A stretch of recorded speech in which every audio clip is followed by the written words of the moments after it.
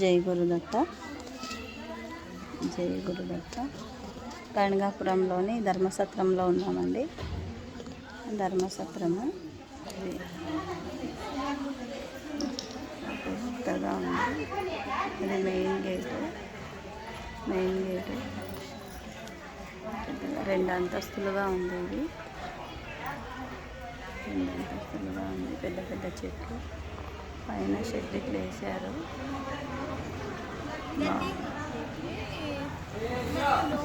అవును, ఇట్లా ఇక్కడ దత్తాత్రేయుడి మందిరం ఉందన్నమాట. దత్తాత్రేయుడి మందిరం కట్టారు. ఈ ఆశ్రమం ఎదురుగానే ఇది ధర్మసత్రం అన్నమాట.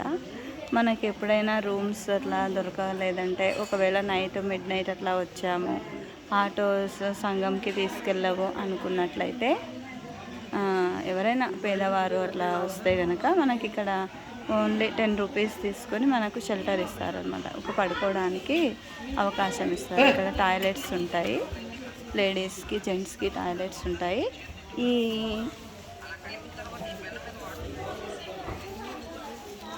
ఇలా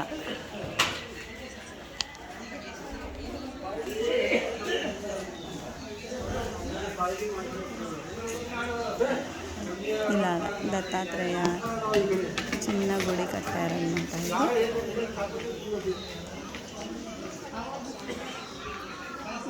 గుడి కట్టారు. మనకి వెనక టాయిలెట్స్ ఉంటాయి. ఇవన్నీ రూమ్స్ అన్నమాట. ఇవన్నీ రూమ్స్. ఇక్కడ రూమ్స్ ఉన్నాయి. చిన్న రూమ్స్ ఉంటాయి అన్నమాట. చాలా ఉన్నాయి రూమ్స్. ఒక 5 మెంబర్స్ వరకు రూమ్స్, 5 మెంబర్ ఉండవచ్చు అంట. ఒక రూమ్లో 5 మెంబర్స్ లాగా అట్లా ఉండవచ్చు అని అన్నారు. ఇంకోటి ఇక్కడ ఏమంటే, ఈ ధర్మసత్రం ఎదురుగానే మనకి గురు చరిత్రలో సతీ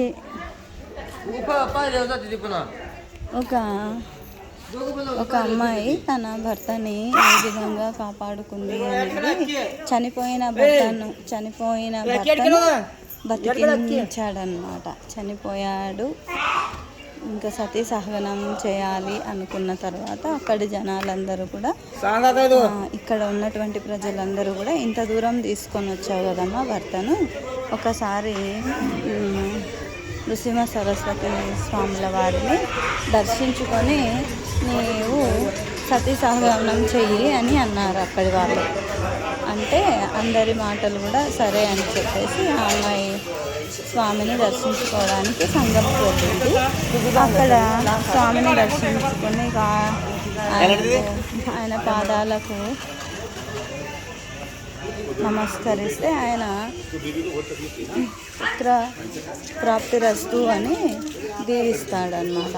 అట్లా దీవెనలు ఇస్తే అక్కడ విన్న వాళ్ళందరూ కూడా, ఆమె భర్త ఇందాకనే చనిపోయాడు, మీరేమో ఇట్లాంటి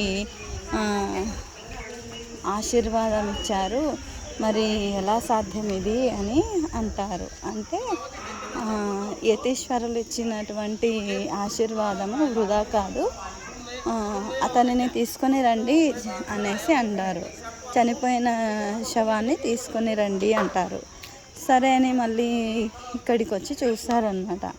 ఇక్కడే ఆమె తన భర్తని ఇక్కడ పడుకోబెట్టి సంఘంకి వెళ్తుందన్నమాట, అతనిని దర్శించుకోవడానికి. ఎదుగుండి ఇక్కడ చూడండి.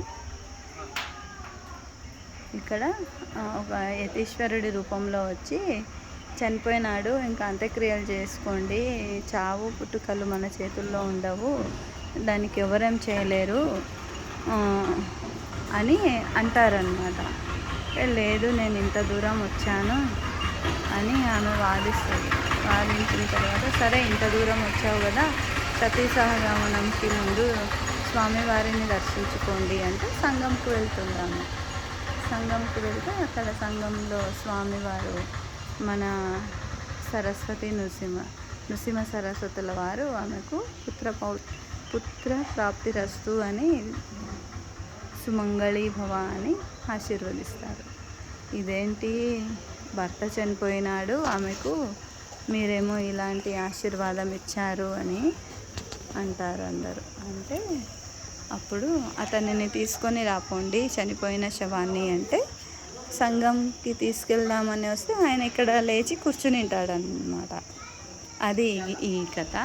మనకి ఇది ధర్మసత్రము. దీని ఎదురుగానే సతికట్ట అని ఉందన్నమాట. ఇది సతికట్ట.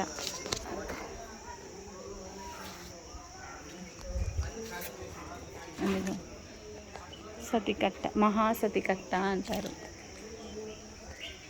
మహాసతి సరస్వతి. ఇది సతికట్ట అని ఒకటి. మనకి నండూరి శ్రీనివాసరావు గారు చాలా బాగా చెప్పారనమాట ఈ స్టోరీ. గురుచరిత్రలోని ఈ స్టోరీని